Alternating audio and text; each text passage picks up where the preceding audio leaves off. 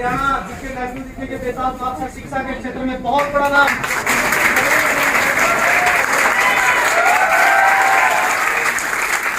Sunrise academy में पहुंचे bullet वर्गे छोरे, स्कूटी वर्गी छोरिया ने मेरी हाथ जोड़ के राम राम बस।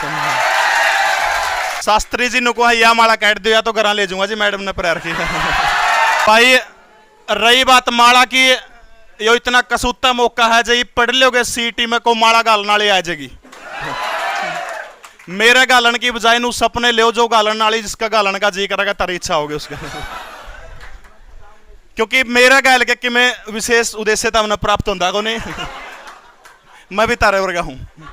सनराइज एकेडमी के तमाम स्टाफ जो है, तमाम गुरुजनों को बिल्कुल मैं यहाँ जिन्होंने बुलाया, इतना मान सम्मान किया, उसके लिए मैं हृदय के गहराइयों से अभिनंदन करता हूं। मेरे साथ में लीसो ऐप के डायरेक्टर पहुंचे, ये वो शख्स साथियों हरियाणा प्रदेश के अंदर सिर्फ 31 रुपए के अंदर, सिर्फ एक सामने एक चेहरा हूं, 31 रुपए के अंदर जिस शख्स ने आपको बैच देकर हरियाणा में इतनी सस्ती एजुकेशन ऑनलाइन के अंदर किया, वो इस शख्स का कमाल है। मोहन सर का बहुत बहुत धन्यवाद। और हमारे साथ में हरियाणा प्रदेश के आन बान शान अभिमन्यु शास्त्री जी, इनका भी स्वागत है।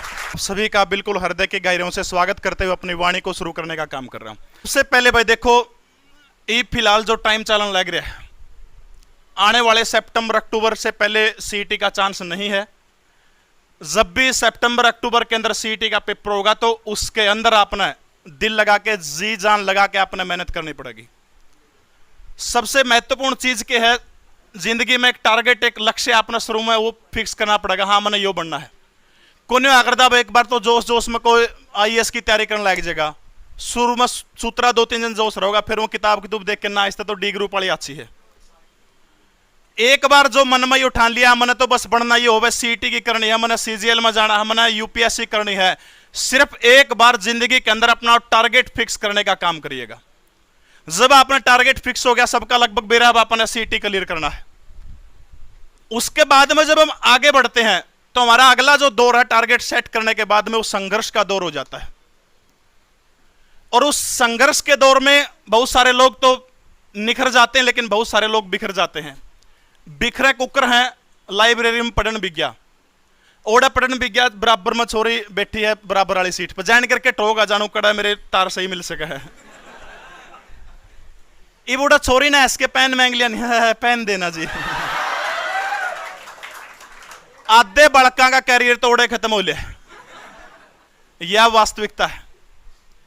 इस चीज से निकल करके, निखर करके जब आप निरंतरता की तरफ बढ़ेंगे, ये कोई सफलता नु कौन भाई 1-2 दिन में मिल जाएगी, 2 घंटे मिल जाएगी, 4 घंटा मिल जाएगी। जो लोग सफल हुए हैं, बहुत सारे लोग आए हैं बताने के लिए कि सर मैं इतने इतने घंटे पढ़ा था, उन लोगों का अनुभव, कुछ हमारा भी अनुभव थोड़ा बहुत जिंदगी का। निरंतरता अपना आगे बढ़नी पड़ेगी। सिर्फ 3-4 महीने अभी आपके पास में, जे 3-4 महीने नू लगा लो, कम से कम अपना इतना तो घरा जुगाड़ होगा कि सोन खातर सिर पर छत से और दाल रोटी मिला है, शायद इतना जुगाड़ तो सबका होगा।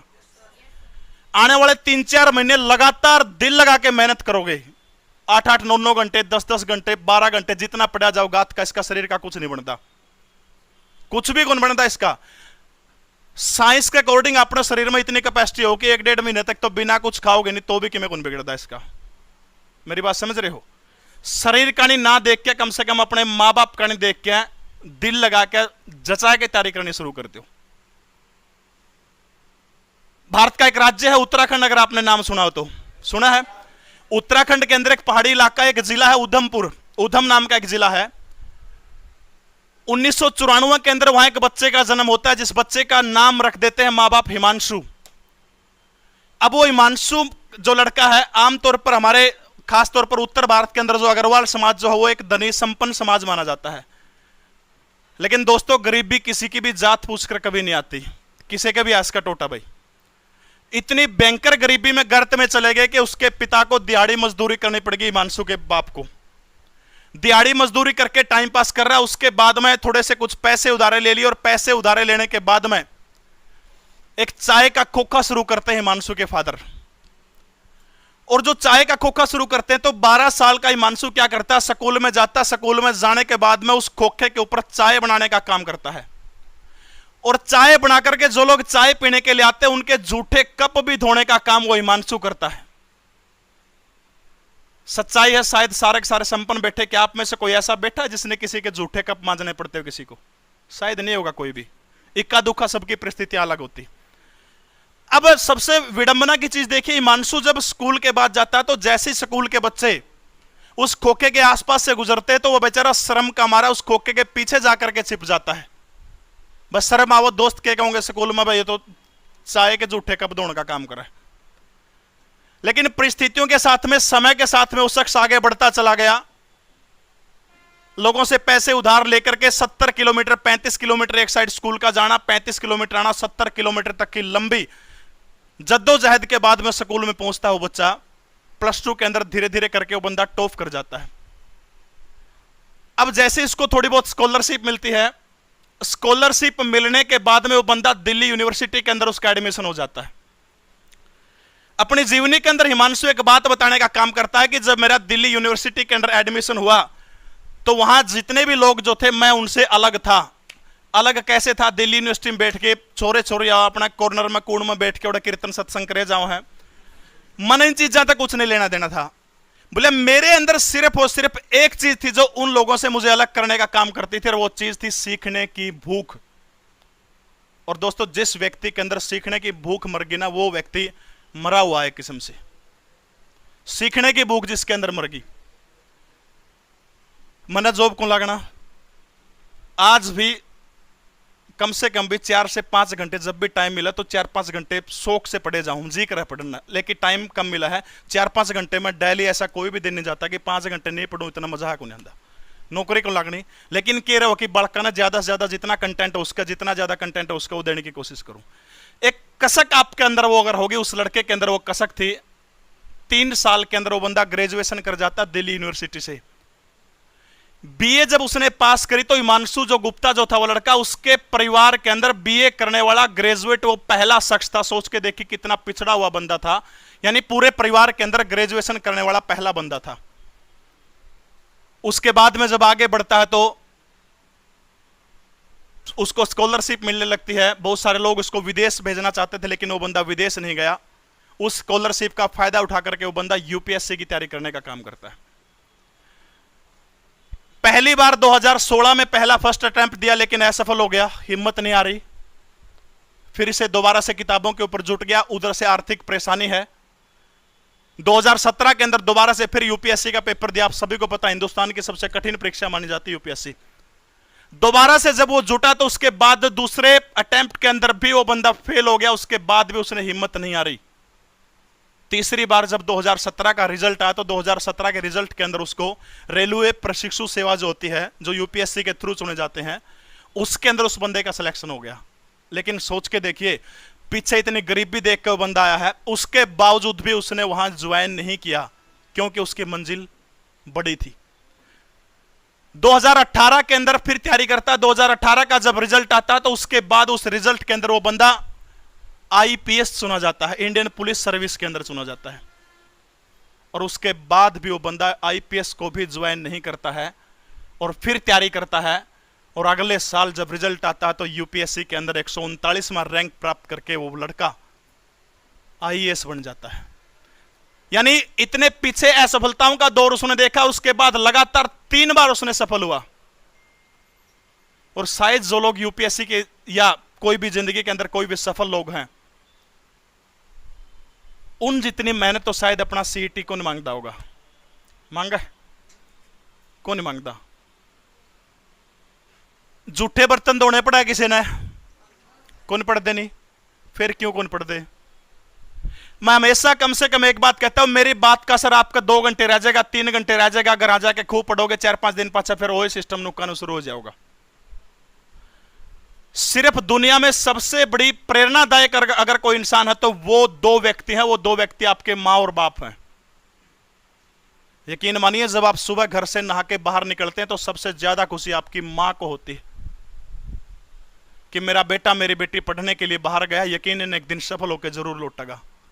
मां ने कौन मेरा ये बस स्टैंड पर चक्कर मारा है, छोरी नगर तक छोड़ गया वो है ना, उसका तो नुए सिर्फ और सिर्फ उसका तो यह सोचा है कि जरूर कदे कदे मैं भी नहीं सुनूंगी कि मेरा छोरा भी सरकारी नौकरी लग गया। गारंटी की बात है, चाहे छोटी सी पोस्ट हो, सरकारी तो बच्चे छोटी हो, पीएन तक लेकर चाहे कितनी बड़ी पोस्ट हो, जिस दिन आप सफल हो के आपकी माँ ना बेरा पटागा ना, जिस दिन वास्तव में उसके माँ के आंखों में खुशी के आंसू बिल्कुल 100% हो गए, कोई रोक नहीं सकता।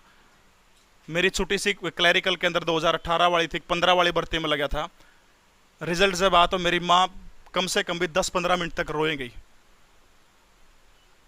फैमिली बैकग्राउंड इतना सशक्त नहीं था कि नौकरी के सपने हुआ कर दे कि हाँ हमारा भी नौकरी लग गई। कंधी अंडा कर दे मेरी माँ लोग आगे कि हमारा छोरा भी लग जाएगा नौकरी। ये सच्चाई है। लेकिन वो अलग चीज है, हमारा जो प्रोफेशन है वो अलग हो गया, पढ़ाने में चले गए। पढ़ने में रुचि जो है, जितनी कोशिश हो 4-5 घंटे मिला है। अब समस्या क्या हो जाओ, सिर्फ एक सब्जेक्ट के ऊपर कमांड हो जाओ। मैथ और अंग्रेजी देखते हैं तो सिर दुखने लग जाए। एक टाइम पीरियड हो है पढ़ने का, लेकिन आपका वो टाइम पीरियड है दिल लगा के डट करके समय, टाइम मैनेजमेंट सबसे बड़ी चीज है। विकास दिव्यकृति का नाम आपने सुना होगा। अक्सर वो एक बात कहते हैं कि पढ़ने की कोई टाइम को नहीं बका देना। सोचो भाई तड़कन 4 बजे उठ के पढ़ना जरूरी है, 6 बजे उठ के।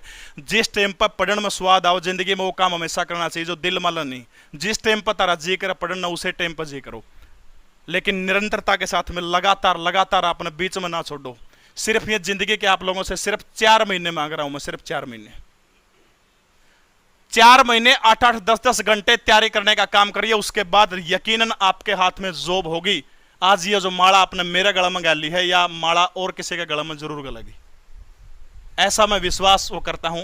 एक बार हाथ खड़े करके मुझे विश्वास दिलाई कि आज के बाद आप 8 से 10 घंटे लगातार पढ़ने का काम करेंगे। हाथ खड़े करके विश्वास दिलाइएगा। जोन साहब मेहनत नहीं करे, उसकी मां का नेम लागे उसके। आद्यान तो डाउन कर लिए ब्यात, शाबाश नीचे कर लो। सीरियस हो गया पढ़ोगे? सीरियस हो गए पक्का? गणेश सीरियस भी ना हुई हो। हमारे गांव में एक लुगाई हुई थी सरकारी अस्पताल में, 2 छोरी हो क्या पेंडा छुटिया था। इतना सीरियस भी नहीं होना है। टेम का सीरियस हो क्या? एनसीईआरटी एक चीज है, सुना होगा आपने नाम। एनसीईआरटी को पढ़ने का काम करिएगा। खासतौर पर मैं जीएस की बता सकता हूं। हरियाणा की कोई भी आप किताब ले लो, उस किताब से कोई भी ले लो, दिग्दर्शन है, आर्यंत है, कोई भी किताब ले लो। आप ज्यादा किताब लेने की जरूरत नहीं है, जो आपके पास है उसी से काम चल जाएगा। उसके बाद में जीएस का बाकी का जो पोर्शन बचता है वो आपने एनसीईआरटी से आप लगातार कवर करते जाइएगा। करंट अफेयर के लिए ज्ञानम पब्लिकेशन की किताब आती है। हरियाणा करंट अफेयर की जिम्मेवारी मेरे पर छोड़ दो। फीमेल कांस्टेबल का जब पेपर हुआ था आपने देखा होगा, 18 क्वेश्चन आए थे, 17 के 17 अपने एक वीडियो में उतारे, तीन शिफ्टा के अंदर। वो मैं दिल लगा के आपने कराऊंगा, उसकी आपने चिंता छोड़ दो। नेशनल करंट अफेयर आप वहां से करें, बाकी आप एनसीईआरटी को कवर करने का काम करें। ओवर को नहीं कवर बहुत मुश्किल काम, क्यों? एक तो उसमें लंबा चौड़ा सिस्टम दे रखा है एनसीईआरटी के अंदर। फिर भी ऐसी बहुत सारी बुक मिल जाओगे आपने जो सिर्फ एनसीईआरटी बेस्ड के ऊपर है। गणित नहीं एनसीईआरटी होनी, उसके अंदर एक वो या कर देखा तो मैं इस तरह कॉलम सा बना हुआ है। क्या आप जानते हैं? कम से कम वो किताब पढ़ के क्या आप जानते हैं वो कॉलम तो सारे के सारे कवर करो। पीछे जो क्वेश्चन दे रखे कम से कम उनको कवर करने का काम करिए। निश्चित रूप से सफलता आपके कदम चूमेगी। इन्हीं शब्दों के साथ में आपका बहुत बहुत धन्यवाद। जय हिंद।